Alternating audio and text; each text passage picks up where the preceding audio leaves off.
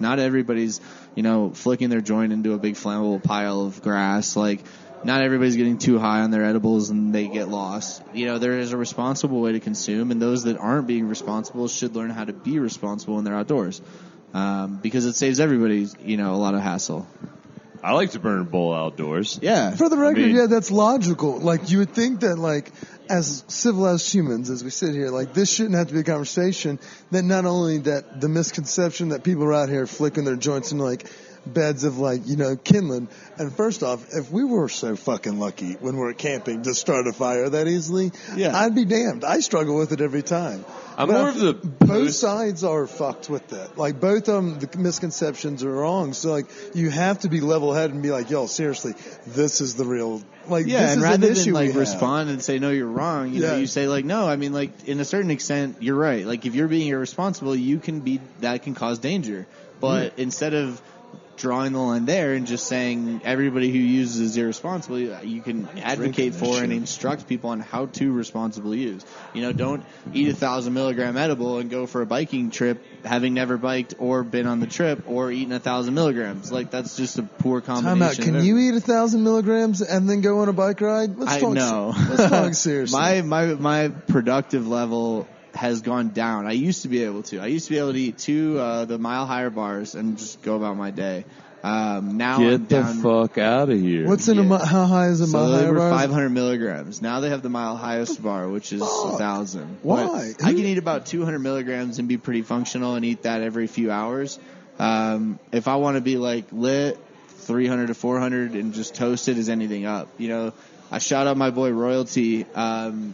I go to the Royalty dinners every 420, and every time he does them, he does Michelin star meals that are infused. Is this Randy Placeris? No, this is Jared Farina.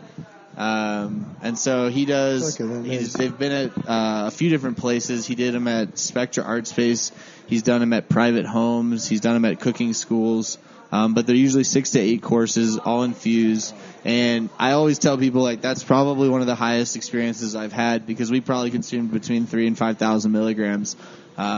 Between everything, I mean, the agave lemonade was infused, the salsas were infused, the taquitos were infused. It was phenomenal. I eat like 20 milligrams, and I feel like a normal. And you can tailor it, though. So that's the thing, is like every plate, like every seating is a different milligram. So we had people there that didn't have any infused food, and we had people there that were on our side of the table that were eating by the 1,000 milligram. Right.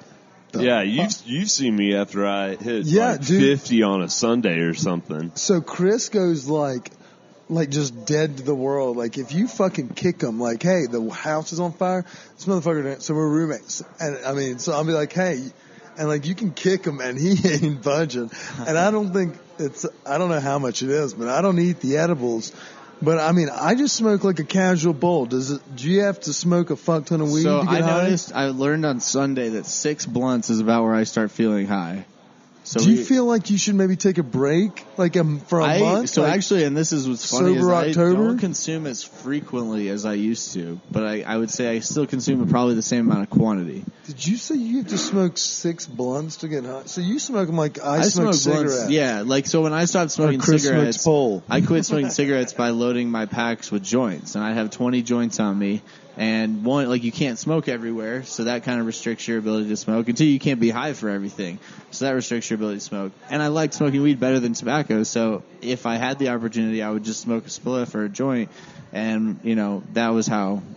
To be honest, I mean, if I could smoke like joints, like you've seen the CBD cigarettes that some people have tried, because the big craze that's going on, and we'll get into that later since we got an aficionado here. We might as well get our answers.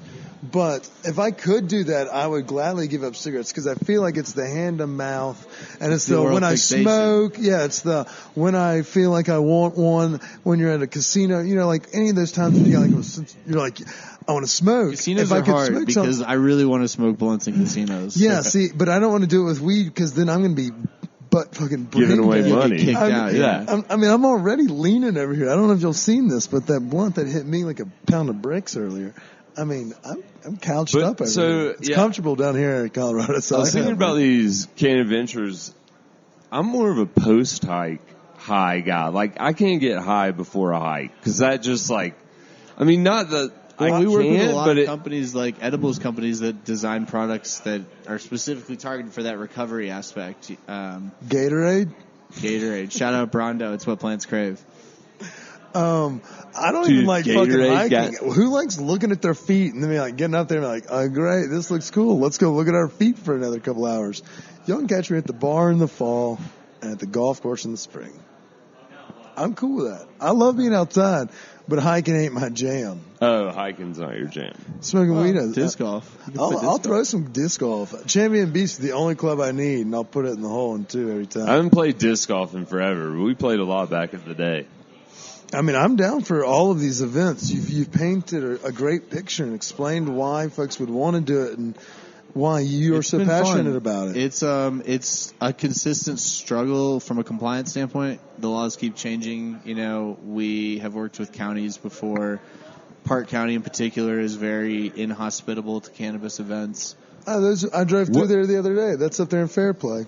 Question, since we're kind of heading into the winter months, yes. And I mean, are you going to continue hiking, or are you possibly going to do ski? So our hikes stop October 13th is our last hike. Okay. I've always wanted to do like a closer to Halloween hike, but every time I do or get the kind of plan to do so, it snows. Cheese plays 3 nights of Halloween. Something. And so, you know, we stop around then because it gets cold for a lot of people. We don't do any snowboarding or skiing events as of now because of the implied liability of encouraging people to be operating under the influence.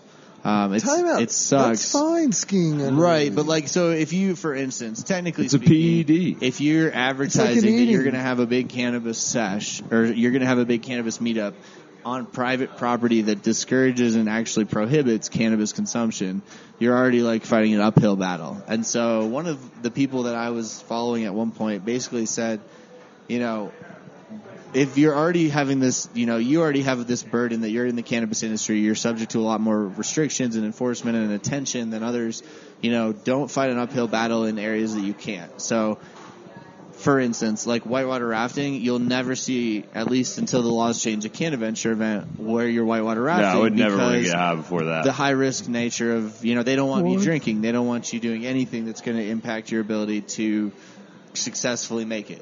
So, same with high ropes. You know, there are a lot of cool outdoor activities that unfortunately we can't do for the pure, you know, nature of the fact that there's a health. Let's say drinkers do the same thing. You can't have like a booze cruise that goes. So you can't. Technically speaking, you're not supposed to be drinking while you're whitewater rafting or high ropes. I know that a lot of high risk insurance policies mandate that if you notice or you are aware of somebody consuming any sort of substance, you're not allowed to let them do anymore. So even like paintball, you technically can't be under the influence of alcohol or weed. I don't think I would want to be high for paintball. I'd be just taking it. I'm out. Yeah, fuck this. I mean, I'm on problems. That hurt. Yeah.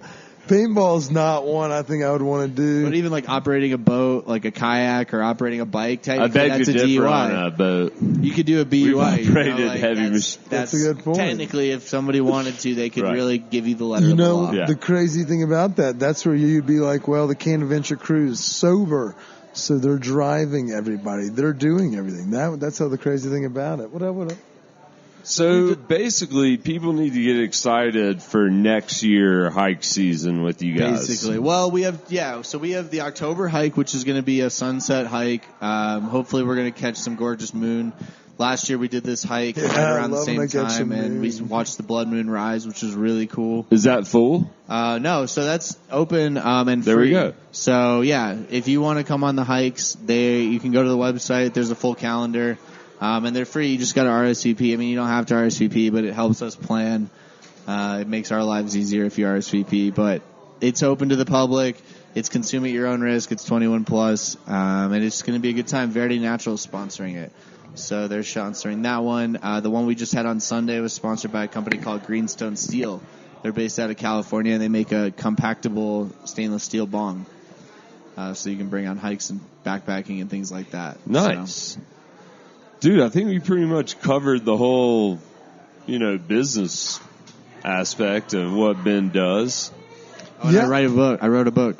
So. What the fuck? How do we not know that? You wrote a book? Summer camp, I teach a class called Stoner Survival, and I'm a Boy Scout. Like, I was an Eagle Scout, so my whole background is all in that does wonders on college applications. Absolutely. It also does wonders when you're outdoors smoked and stoned. Like, a lot of people want to know knots, or they want to know health, or they want to know, how to make a cool fort that they can climb on, or whatever it may be. And so we started kind of condensing the material I knew from the Boy Scout handbook into a digestible format for cannabis consumers. And so I wrote a book called Stoner Survival. You can buy it on Amazon as a Kindle or as a print book. And it's, Can I see that? Absolutely. And it covers, there's a lot that it doesn't cover. It's, it's a small guide that's made for you, quick reference in your backpack, but it's a good start for most people that aren't familiar with the industry or not the industry, sorry, with the outdoors. The book kind of assumes you already know how to get high.